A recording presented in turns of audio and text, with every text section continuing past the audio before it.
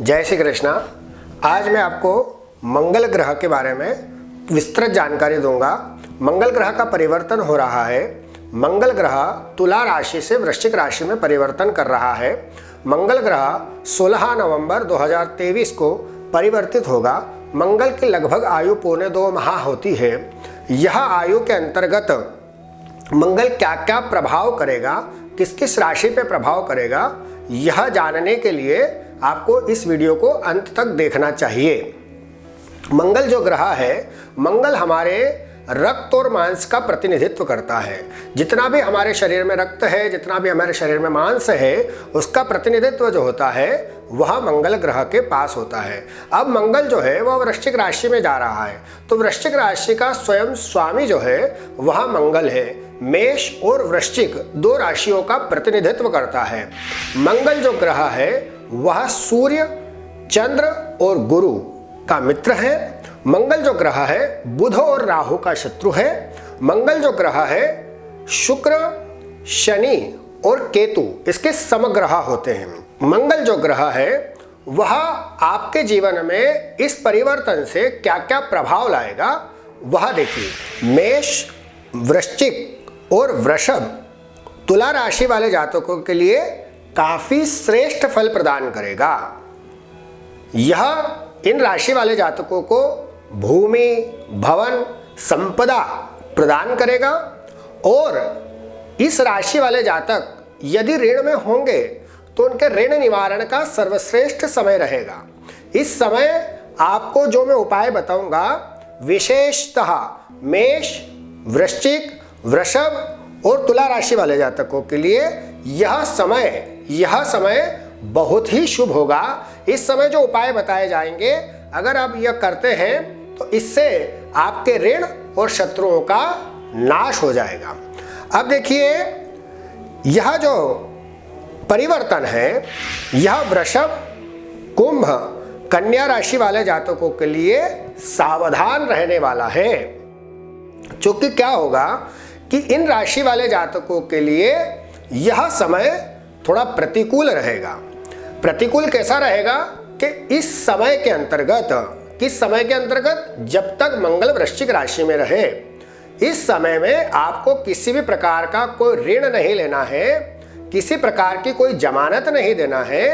और यदि अगर आप संपदा खरीदने का विचार कर रहे हैं तो इस समय बड़े ध्यानपूर्वक खरीदिए, क्योंकि आपको कोई विवादित संपत्ति प्राप्त हो सकती है और उस कारण से आपका संचित धन वह समाप्त हो सकता है।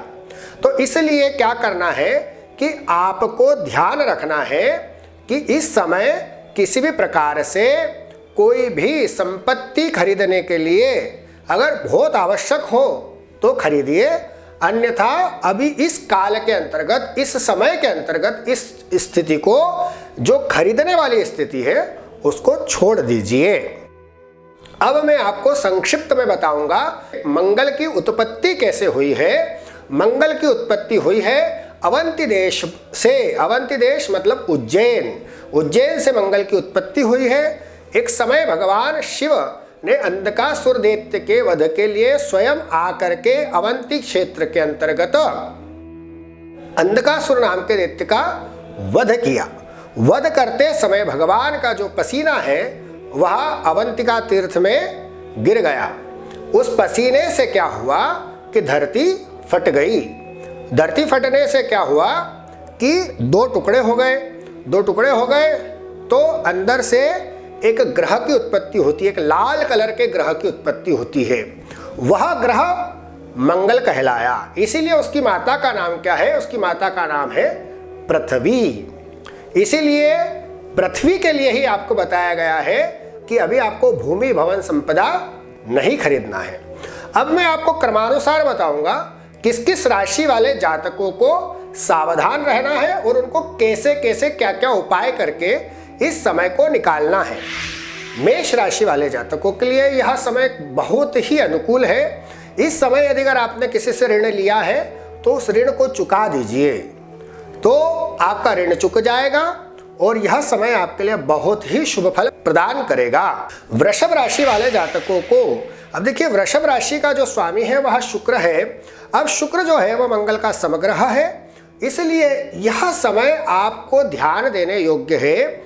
ध्यान देने योग्य कैसा है कि इस समय आप किसी भी प्रकार से कोई जमानत नहीं देंगे, किसी प्रकार से किसी विवाद में नहीं फंसेंगे, कोई शत्रु नया निर्माण नहीं करेंगे। तो वृषभ राशि वाले जातकों को नियमित रूप से कंकु का दान करते रहना है।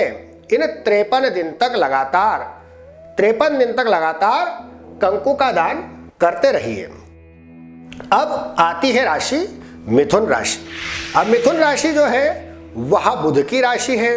अब देखिए बुध जो है वह मंगल का शत्रु ग्रह है, तो बुध की राशि वाले जातकों के लिए थोड़ा सा सावधान रहना है। सावधान रह करके आपको क्या करना है, तो आपको यथाशक्ति गुड़ का और गेहूं का दान करते रहना है इन 53 दिनों के अंतर्गत, और किसी भी विवाद में नहीं पड़ना है, किसी की मध्यस्थता नहीं करना है। यह किसको करना है, यह मिथुन राशि वाले जातकों को करना है। इसके पश्चात आती है कर्क राशि, जो कि चंद्र की राशि है।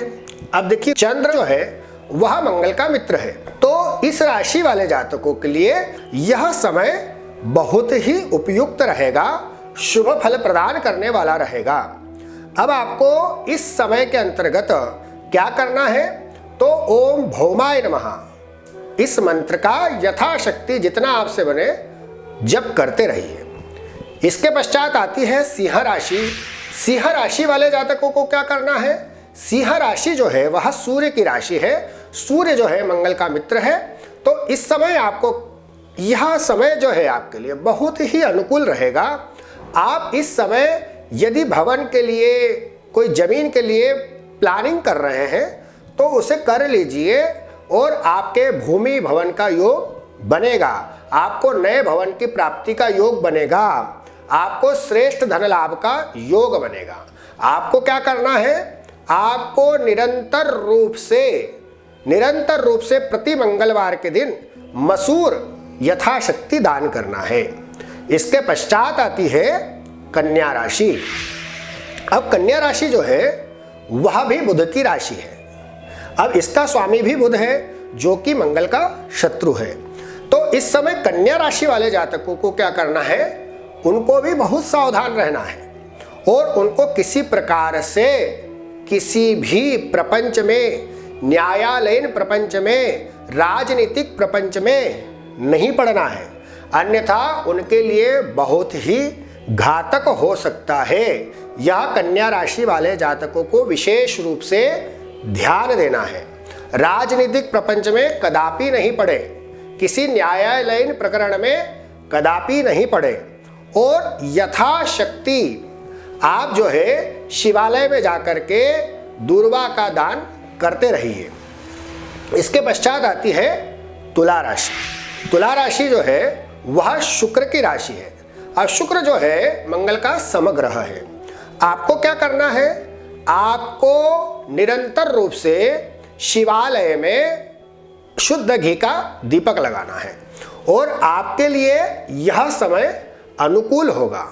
आपके कार्य की नई नई योजनाएं बनेगी, आपके नए नए कार्य खुलेंगे, आपको नए कार्य के अवसर प्राप्त होंगे, पुराने जितने भी रुके हुए कार्य हैं वह होने लगे। वृश्चिक राशि, वृश्चिक राशि जो है वो स्वयं मंगल की राशि है। अब मंगल जो है वह भी स्वयं वृश्चिक राशि में ही जा रहे हैं। आपको यह समय बहुत ही अनुकूल रहेगा। आपके समस्त कार्य, आपकी समस्त मनोकामनाएं पूर्ण होने के लिए यह बहुत अनुकूल समय है। इस समय आपको आपके जितने भी पुराने कार्य अटके हैं वह पूर्ण होने का संयोग बनेगा, और आपको नए नए भवन, नई नई संपदाओं के योग बनेंगे। आपको अपने मित्रों के द्वारा, अपने रिश्तेदारों के द्वारा बहुत सारा प्रोत्साहन प्राप्त होगा, और आपका सम्मान बढ़ेगा। यह वृश्चिक राशि वाले जातकों के लिए इस काल में, इस समय में होगा। अब आती है धनु राशि। धनु राशि जो है वह गुरु की राशि है। गुरु जो है वह मंगल ग्रह का मित्र है। तो धनु राशि वाले जातकों के लिए यह जो मंगल है यह बहुत श्रेष्ठ फल प्रदान करेगा। आपके लिए यह समय नए नए आयामों को खोलेगा, नए कार्य के अवसरों को प्राप्त कराएगा। जिनके विवाह नहीं हो रहे हैं वह उनके विवाह का योग इस समय श्रेष्ठ बन सकता है। तो वह विवाह के लिए, कार्य के लिए प्रोत्साहित हो, उसके लिए परिश्रम करें, कार्य करें। और धनु राशि वाले जातक शिवालय में यथाशक्ति गुड़ का दान करें तो उनके लिए यह समय बहुत ही अनुकूल होगा। इसके पश्चात आती है मकर राशि। मकर राशि जो है वह स्वयं शनि की राशि है। तो मकर राशि वाले जातकों के लिए थोड़ा सचेत रहने की आवश्यकता है, क्योंकि यह जो है शनि की राशि है। अब देखिए, शनि जो है मंगल का समग्रह तो है, पर इस काल में मकर राशि वाले जातकों के लिए थोड़ा सा सावधानी बरतना है। किसी भी प्रकार के किसी प्रपंच में नहीं पड़ना है, कोई लंबी यात्राएं नहीं करना है, किसी प्रकार से किसी की जमानत नहीं देना है, कदापि नहीं देना है, अन्यथा यह समय आपके लिए बहुत घातक होगा। इस समय, इस काल में जितना हो सके हनुमान जी के मंदिर में जाकर के और आटे का दीपक लगाइए, लंबी बत्ती का दीपक लगाइए। उसमें तेल होना चाहिए जो कि खाद्यान्न वाला तेल हो, कोई सा भी तेल ले सकते हैं। इसके पश्चात आती है कुंभ राशि। कुंभ राशि भी शनि की राशि है और यह भी मंगल के साथ में प्रतिकूलता निर्माण करती है। इसलिए कुंभ राशि वाले जातकों को भी सचेत रहने की परम आवश्यकता है। इस समय कुंभ राशि वाले जातकों को विदेश यात्रा नहीं करना चाहिए। अपने राज्य से बाहर की यात्राएं भी उनको अगर अति आवश्यक हो तो करें। और विशेष रूप से कुंभ राशि वाले जातक इस समय स्वास्थ्य का ध्यान रखें। उनको हृदय और उदर मतलब पेट और हृदय का विकार होने की संभावनाएं निर्माण हो रही है। तो इस समय आपको विशिष्ट रूप से यह ध्यान रखना है और यथाशक्ति शिवालय में जा करके मसूर की दाल का दान करना है। मसूर की दाल के साथ में आपको काले उड़द भी दान करना है। इसके पश्चात आती है मीन राशि। मीन राशि जो है वह गुरु की राशि है। गुरु जो है मंगल का मित्र है। तो इस समय मीन राशि वाले जातकों के लिए बहुत शुभ अवसर प्राप्त होगा। उनके नए नए श्रेष्ठ शिक्षा के आयाम बनेंगे। जो लोग कार्य कर रहे हैं उनके लिए श्रेष्ठ कार्य के योग बनेंगे। जो लोग शिक्षा में हैं उनके लिए उच्च शिक्षा के योग बनेंगे। जो लोग नौकरी में हैं उनके लिए उच्च पद की प्राप्ति का योग बनेगा। और मीन राशि वाले जातकों के लिए यह समय अति उत्तम फल प्रदान करेगा। मीन राशि वाले जातकों को बहुत ही साधारण रूप से ओम अंगारकाय नमः, ओम बम बृहस्पतये नमः यथाशक्ति जप करते रहिए तो यह समय आपके लिए बहुत ही शुभ फल प्रदान करेगा। मैंने आपको क्रमानुसार सभी राशियों के लिए मंगल का परिवर्तन बताया। मंगल जो ग्रह है काफी गर्म ग्रह है। इसकी शांति के लिए हम उज्जैन तीर्थ में भात पूजन कराते हैं। मंगल ग्रह की शांति के लिए हम खेर की समिधा से हवन कराते हैं। खेर की जो समिधा है जिसको सरल रूप में बोलते हैं खाकरा, वह जो है मंगल की समिधा होती है। उससे हवन कराने से मंगल की शांति होती है। मंगल का जो उत्पत्ति स्थल है वह उज्जैनी ही है, अवंतिका ही है। और कर्क रेखा भी उज्जैन से ही गई है। क्योंकि मैंने आपको बताया था कि मंगल की उत्पत्ति धरती से हुई है, तो जब धरती फटी थी तो वहीं से कर्क रेखा गई है, इसीलिए वह पृथ्वी का मध्य भाग भी है। मंगल ग्रह के बारे में आपको जो भी जानकारी दी गई है, यह जानकारी जितनी हो सके अपने इष्ट मित्र बंधु बांधवों को दीजिए और हमारे YouTube चैनल को सब्सक्राइब करिए ताकि यह विस्तृत जानकारी आपको और आपके इष्ट मित्र बंधु बांधवों को, समाजजनों को, राष्ट्रजनों को प्राप्त होवे। जय श्री कृष्ण।